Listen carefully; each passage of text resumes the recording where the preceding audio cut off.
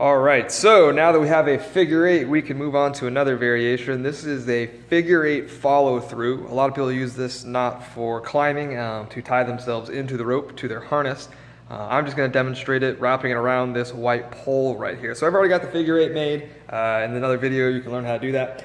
We're going to take the working end here and we're going to pass it around the object that we want to wrap up, in this case, the white pole. Now, with this piece that I have in my hand, the working end, we are going to take our figure eight and we are going to retrace it starting from the bottom, and we will finish at the top. To start this knot, we're going to be down at the very bottom with your working end. We're going to go right alongside next to it, so I've created this nice set of parallel lines down at the bottom. We will then enter into the knot. I like to go on the outside, you can go on the inside if you want to. And as we retrace, continue to make these lines stay parallel to each other. Think of it as a pair of railroad tracks. You want them to stay side by side.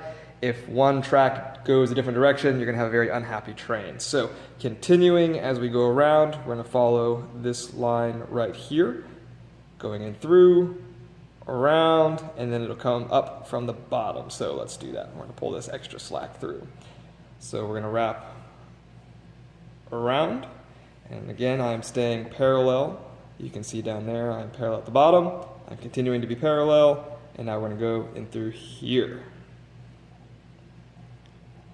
Boom. And you'll notice I'm still nice and parallel. At this point, our original figure eight is going to wrap over the top, and so we will also wrap over the top. And see how they're staying nice and side by side? Finally, it's going to wrap up from the bottom, following the original figure eight. And so we're going to take that end piece and stick it up from the bottom. And pulling that through, I have a nice, pretty figure eight follow through knot that has been attached to our pole. The way that we can check to make sure we tied that knot correctly, you should be able to count to 10 using parallel sets of 2s. At the very bottom, you have your first set, 2, and then 4, 6, 8, and finally 10. And as a bonus check, if I flip it over, I can do the exact same thing. 2, 4, 6, 8, 10, 2, 4, 6, 8, 10. We're good to go.